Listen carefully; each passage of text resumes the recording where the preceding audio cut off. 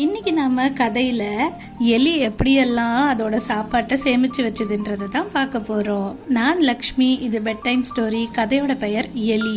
காஞ்சிபுரால ஒரு அழகான வீடு இருந்துச்சான். அங்க டோர்னு ஒரு குட்டி பையனும் அவனோட அம்மாவும் வாழ்ந்துட்டு இருந்தாங்க. அவனுக்கு அவங்க அம்மா தினமும் விதவிதமா சமைச்சு கொடுப்பாளாம். அவனும் சாப்பிட்டுட்டு தினமும் தட்டுல கொஞ்சம் மீதி வச்சிடுவானாம். அந்த வீட்டுல லிட்டின்னு ஒரு எலி இருந்துதான். அந்த எலி டோர்டு சாப்பிட்டு தட்டில் மீதி இருக்கிற உணவெல்லாம் எடுத்து சேமிச்சு வைக்க ஆரம்பிச்சுதான் அதோட உணவுக்காக.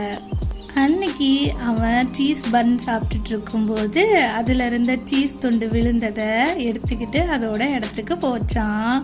அப்போ அங்க இருந்த எறும்பும் ஒரு குட்டி பூச்சியும் அந்த லிட்டி எலிய கிண்டல் பண்ணிட்டே இருந்துதான்.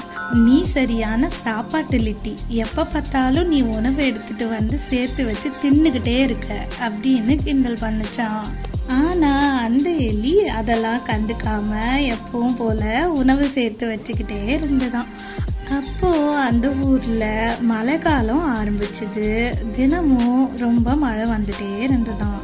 அப்போ அந்த எறும்பும் அந்த குட்டி பூச்சியும் உணவு இல்லாம தவிச்சிட்டு இருந்துதான். இப்போ என்ன ஆச்சு? அந்த லிட்டி எலி தான் வந்து அதுக்கு உதவி பண்ணுச்சான். லிட்டி எலி அதோட வீட்டில் சேர்த்து வச்சிருந்த உணவை அந்த எறும்புக்கும் அந்த பூச்சிக்கும் பகிர்ந்து கொடுத்துச்சான். அந்த உணவை எறும்பும் பூச்சியும் வாங்கினதுக்கு அப்புறம் நாங்க உன்னை தப்பா நினைச்சு ரொம்பவே கிண்டல் பண்ணி பேசிட்டோம், அதுக்காக நாங்க ரொம்ப வருத்தப்படுறோம் அப்படின்னு சொல்லி பேசிச்சான். எலியும் அதை பெருசா எடுத்துக்காம அந்த எறும்புக்கும் பூச்சிக்கும் சாப்பாடு ஊட்டி விட்டுச்சான்.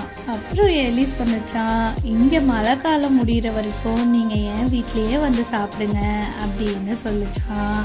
தினமும் எறும்பும் பூச்சியும் எலியோட வீட்லயே சாப்பிட்டுட்டு ஜாலியா விளையாடவும் போச்சான்.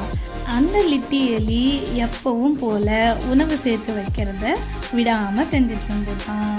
இந்த கதையில இருந்து என்ன தெரிஞ்சுக்கணும்? நாம உணவு எல்லாருக்கும் பகிர்ந்து கொடுத்துதான் சாப்பிடணும்.